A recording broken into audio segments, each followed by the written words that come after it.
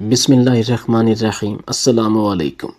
اس دنیا میں بے شمار بڑے بڑے بزنس مین، بڑے بڑے عقل مند لوگ آئے اور دنیا کے اسٹیج پر اپنا کردار ادا کر کے واپس خالق حقیقی کی طرف لوٹ گئے، لیکن ان بڑے بڑے بزنس مین اور عقل مند لوگوں میں بہت ہی کم لوگ ایسے ہیں جن کو رہتی دنیا تک اللہ تعالیٰ نے عزت اور شہرت سے نوازا۔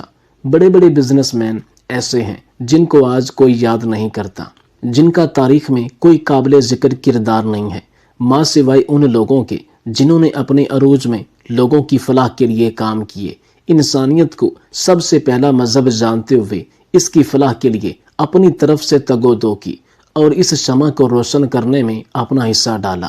ان چند ایک بزنس مین میں ایک روشن ستارہ جو چند دن پہلے اس دنیا سے جا چکا ہے، جس کا نام رتن ٹاٹا ہے۔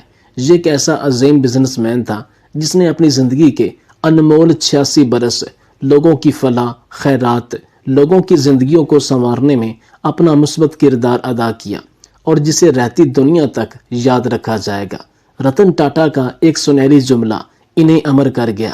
وہ کہتے ہیں کہ کوئی بھی بزنس کرنے سے پہلے صرف اپنا نفع نہیں بلکہ لوگوں کی فلاح سوچنی چاہیے کہ میں جو کام شروع کرنے جا رہا ہوں اس سے دوسرے لوگوں کی زندگی پر کیا مثبت امپیکٹ پڑے گا۔ جو شخص لوگوں کی بھلائی کے لیے سوچ کر کام کرے گا وہ رزق تو کمائے گا ہی، لیکن ساتھ میں اجر عظیم کا بھی مستحق ٹھہرے گا، اور میری نظر میں یہی اصل کمائی ہے۔ جس شخص کے بزنس میں لوگوں کی فلاح کا حصہ ہوگا وہ کاروبار اور بزنس مین کبھی ناکام نہیں ہوگا۔ رتن ٹاٹا کے اس کہے گئے جملے کی ان سے بڑی مثال دنیا میں نہیں ملتی۔ انہوں نے بے شمار بزنس کیے، لیکن ہر بزنس کا ایک بڑا حصہ ٹاٹا ٹرسٹ کے نام کیا، جو لوگوں کی فلاح، لوگوں کی خدمت کے لیے سرو کیا جاتا تھا۔ انڈیا کے مشہور T V anchor Rajat Sharma, جو کہ تقریباً پچھلے 23 سال سے ایک مشہور پروگرام آپ کی عدالت کے ہوسٹ ہیں، انہوں نے انکشاف کیا ہے کہ اس وقت بھارت کے سب سے امیر ترین بزنس مین مکیش امبانی ہے۔ لیکن اس میں کوئی دو رائے نہیں کہ جتنی چیریٹی، جتنی خیرات رتن ٹاٹا نے کی ہے، اگر وہ خیرات بجائے چیریٹی کے رتن ٹاٹا اپنے بزنس میں انویسٹ کرتے تو شاید آج وہ مکیش امبانی سے 3 گنا زیادہ امیر ہوتے اور دنیا کے امیر ترین لوگوں کی فہرست ٹاپ 10 میں شامل ہوتے۔ ناظرین کرام، بھارت کے شہر دلی میں امیر گھرانے کا ایک نوجوان لڑکا ٹاٹا کی نئی لانچ کی گئی گاڑی، جو کہ بہت مہنگی تھی، جس کا نام تھا سفاری، اس میں بیٹھ کر سفر کر رہا تھا۔ اس وقت بھارت میں سفاری کار دنیا کی مہنگی ترین کاروں میں سے ایک سمجھی جاتی تھی، اور جس شخص کے پاس ٹاٹا کمپنی کی یہ گاڑی ہوتی تھی اسے امیر ترین انسان سمجھا جاتا تھا۔ یہ گاڑی اتنی مہنگی تھی کہ روڈ پر اکثر یہ گاڑی بہت کم نظر آیا کرتی تھی، کیونکہ ایک تو بہت مہنگی تھی اور دوسرا یہ نئی لانچ کی گئی تھی۔ وہ نوجوان اپنی نئی گاڑی ٹاٹا سفاری میں میوزک لگا کر کہیں جا رہا تھا، تو راستے میں ایک عام سے آدمی جو کہ ایک چھوٹی سی گاڑی میں سوار تھے، وہ بھی کہیں جا رہے تھے، تو اچانک اس چھوٹی گاڑی والے آدمی سے غلطی سے اس نوجوان کی قیمتی گاڑی ٹاٹا سفاری میں ٹکر لگ گئی، جس سے اس نوجوان کی قیمتی گاڑی کا کچھ نقصان ہو گیا۔ اس امیر نوجوان لڑکے نے گاڑی سے اتر کر دوسرے چھوٹی گاڑی میں سوار شخص کے ساتھ بدتمیزی کی، انہیں گالم گلوچ کیا اور کہا کہ تمہیں پتا ہے کہ تم نے کس گاڑی میں ٹکر ماری ہے؟ اگر تم اپنے سارے خاندان کی دولت بھی اکٹھی کرو تو اس گاڑی کو نہیں خرید سکو گے۔ اپنی اوقات دیکھو، تم اندھے ہو کیا؟ تمہیں دکھائی نہیں دیتا؟ الغرض اس نوجوان نے دوسری چھوٹی گاڑی میں بیٹھے شخص کے ساتھ بہت زیادہ بدتمیزی کی۔ تمہیں دکھائی نہیں دیتا کہ تم اتنی بڑی کار میں ٹکر مار رہے ہو؟ کیا تمہیں پتا ہے اس کار کی قیمت کتنی ہے؟ اور بھارت میں اس وقت یہ کار کتنے لوگوں کے پاس ہے؟ کیا تم مجھے اس گاڑی کا ریپیئر کروا کے دے سکتے ہو؟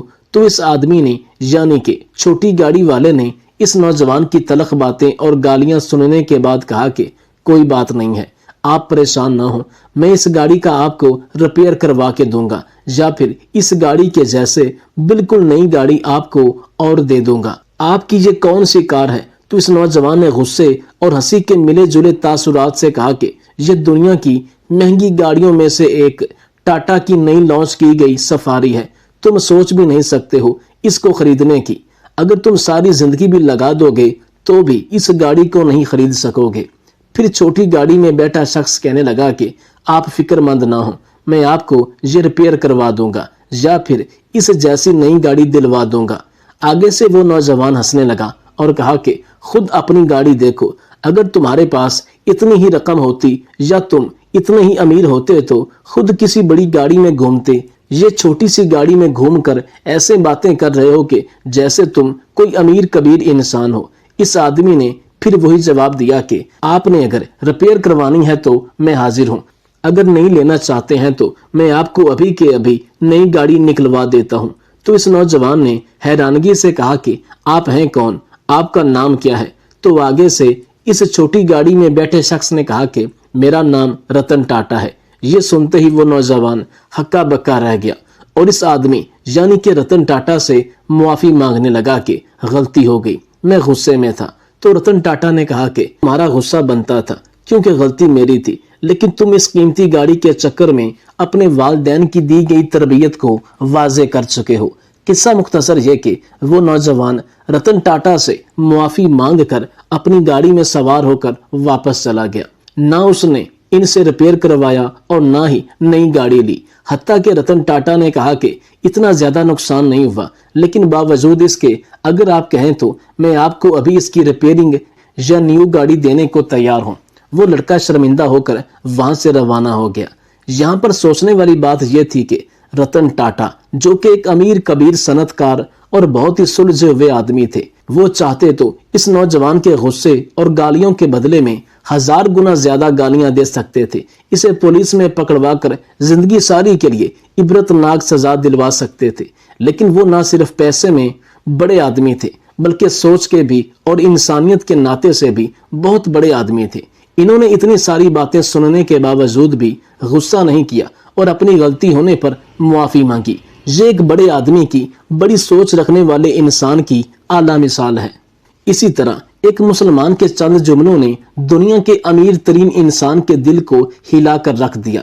एक दफा मुकेश अंबानी के वालिद का कलकत्ता से रिक्शे पर अमृतसर जाने का इत्तेफाक हुआ। उन दिनों वो इतना ज्यादा मशहूर नहीं हुआ करते थे और ना ही सोशल मीडिया का दौर था। वो कहते हैं कि रिक्शे वाला शक्लो सूरत से मुसलमान नौजवान नजर आता था। इसने गाड़ी के शीशे पर एक स्पीकर लगाया हुआ था। साथ में दलीप कुमार की तस्वीरें, राजकुमार की तस्वीरें और मोहम्मद रफी साहब के पोस्टर तस्वीरें भी लगाई हुई थी। शीशे के एक साइड पर बड़ा सा लिखा था कि ये मेरी माँ की दुआ का नतीजा है। ये देखकर मेरी हंसी जारी हो गई। मैंने इससे पूछा कि रिक्शा चलाने को माँ की दुआ का नतीजा बता रहे हो, क्या रिक्शा चलाना इतनी बड़ी फजीलत है? मुझे तुम्हारी इस बात की समझ नहीं आई। रिक्शे वाला मुस्कुराया और बताया कि सर, मेरा ताल्लुक दिल्ली के एक छोटे से शहर से है। पिता यानी वालिद का एक हादसे में इंतकाल हो गया तो सगे ताया ने जायदाद और मकान दोनों पर कब्जा कर लिया और हमें घर से निकाल दिया। मेरी वालदा और 6 भाई बहन, जिनको कुछ समझ नहीं आ रहा था कि हम कहाँ जाएंगे। माँ हमें अपने भाई के घर बम्बई ले गई, मगर मामू ने अपनी बीवी के प्रेशर पर माँ से माजरत कर ली और यूं हम मामू के घर से भी नरमी से निकाल दिए गए। साथ वाले मोहल्ले में एक बैठक किराए पर ली और मेरी माँ ने लोगों के घरों में काम करना शुरू किया। दिन को वो लोगों के घरों में काम करती और शाम को वापस घर आकर कभी रात को तो कभी फजर के वक्त सलाई कढ़ाई करके हमें पालना शुरू किया। चाह कर भी तालीम हासिल करने का तो हम दूर से भी सोच नहीं सकते थे। लिहाजा छोटी उम्र में ही रोजगार की तलाश में कभी इधर तो कभी उस दर पर धक्के खाए। कभी कोई दिहाड़ी लगती, कभी ना लगती। सुबह काम पर जाते और बाज दफा शाम को बिल्कुल खाली हाथ वापस लौटते। जो शख्स सुबह घर से इस उम्मीद के साथ निकलता है कि शाम को वह अपने बच्चों, अपने घर वालों के लिए रोजी रोटी का बंदोबस्त करके लाएगा और घर का चूल्हा जलेगा, और जब शाम को बजाय कुछ लाने के लटकाया हुआ मुंह जब घर में दाखिल होता है तो घर वाले मजीद परेशान हो जाते हैं। मेरी ये बात वही इंसान समझ सकता है जो इन हालात से गुजर चुका हो या गुजर रहा हो। आखिर फिर थक हार कर सब्जी मंडी जाना शुरू किया। सब्जी और फलों की लोडिंग अनलोडिंग करवाते। ये काम बहुत वजनी था, जबकि मेरी जान ये बर्दाश्त नहीं कर सकती थी। लेकिन फिर भी जितना मुझसे हो सका मैंने दिन रात मेहनत करके अपने घर का चूल्हा जलाया। ایک دن لوڈنگ کرتے ہوئے اچانک میری کمر میں سے شدید قسم کا درد نکلنے لگا۔ وہ درد اس قدر میری جان پر بھاری تھا جسے میں لفظوں میں بیان نہیں کر سکتا۔ آپ یوں کہہ لیں کہ اس درد نے میری کمر توڑ دی تھی اور میں کوئی وزنی چیز اٹھا نہیں پاتا تھا۔ پھر بعد میں ٹوکری میں پھل فروٹ فروخت کرتے میری کنڈکٹری شروع ہو گئی۔ استادوں اور ڈرائیور حضرات سے گالیاں اور مار کھا کر جوان ہوا اور پھر کسی کا رکشہ چلانا شروع کیا، پیسے اکٹھے کرنا شروع کیے، کمیٹی ڈالی اور قسطوں پر اپنا رکشہ لے لیا۔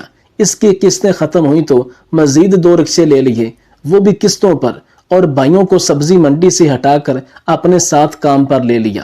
تینوں مل کر کمانے لگے۔ والدہ سے سلائی مشین چھڑوائی، چھوٹے بھائی کو سکول پڑھایا، جو ہم نہ بن سکے پڑھا لکھا انسان بنانے کی اسے کوشش کی۔ بھائی نے MBA کر لیا اور بینک میں ایک اچھی جاب ملی، اور یہ الگ بات ہے کہ اس نے ہم سب کو بتائے بنا ہی اپنی من مرضی سے ایک دن مینیجر سے شادی کر لی اور ہم سے الگ ہو گیا۔ اس بات کا ہمیں بہت افسوس ہوا۔ چند دن گھر کا ماحول بھی بہت خراب رہا، لیکن ایک دن وہ اپنی بیگم کے ساتھ گاڑی میں جا رہا تھا تو گاڑی خراب ہو گئی۔ اس نے رکشے والے کو روکا، میں نے اپنا منہ کپڑے سے ڈھانپ لیا۔ وہ اپنی بیگم کے ساتھ میرے رکشے میں سوار ہوا۔ وہ جان چکا تھا کہ رکشہ میں ہی چلا رہا ہوں، کیونکہ نہ چاہتے ہوئے بھی چھوٹے بھائی کو دیکھ کر میری آنکھوں سے آنسو جاری ہو گئے، مگر اس نے پھر بھی اپنی بیوی کے خوف کی وجہ سے مجھ سے بات تک نہ کی۔ 6 ماہ بعد اس کی صورت دیکھنے کو ملی تھی۔ ہم تینوں ہی رکشہ چلاتے ہیں، اسی کمائی سے ہم نے 2 بہنوں کی شادی بھی کی ہے۔ میرے 3 رکشے مزید ہیں جو میں نے کرائے پر دے رکھے ہیں۔ ایک ٹاؤن میں اپنا ایک چھوٹا سا گھر بھی لے لیا۔ والدہ نے اپنی پسند سے میری شادی کی۔ ہم سب بھائی اکٹھے رہتے ہیں۔ ہم نے ایک پلاٹ خرید کر رکھا ہے اور ایک اور گھر بنانے کا ارادہ ہے، اور 2 سالوں میں دوسرے بھائی کی شادی کا ارادہ ہے۔ میں نے اس سے کہا کہ اگر یہ بھائی بھی شادی کرانے کے بعد الگ ہو گیا اور پہلے تمہارے بینک والے بھائی کی طرح شکل دکھانے سے بھی گیا تو کیا بنے گا؟ میں اس کا جواب سننے کے لیے بہت زیادہ غور طلب نگاہوں سے اس کے چہرے کو دیکھ رہا تھا۔ اس کے ہونٹوں پر ہلکی سی مسکراہٹ آئی اور کہنے لگا، صاحب یہ تو قسمت کا کھیل ہے، جب تک اکٹھا ساتھ لکھا ہے تب تک تو زندگی کو محبتوں کے رحم و کرم پر جئیں، اور جب ساتھ دینے والی مالا ٹوٹ جائے گی تو یہ وقت مرہم رکھ دے گا۔ میں نے اس بارے میں کبھی نہیں سوچا، کیونکہ والدہ ساتھ رہتی ہیں، اس لیے ان کی دعائیں ہر وقت ہمارے ساتھ ہیں۔ اس لیے امید ہے کہ اگلے 2 سالوں میں گھر اور بھائی کی شادی دونوں کام ہو جائیں گے۔ یہ سب ماں کی دعا کا نتیجہ نہ سمجھو تو اور کیا سمجھو۔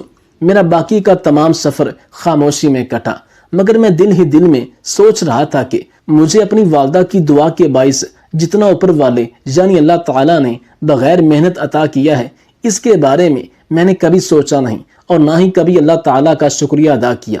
اپنے ناشکرے پن پر بہت شرمندہ ہوا اور اللہ تعالیٰ سے معافی مانگی۔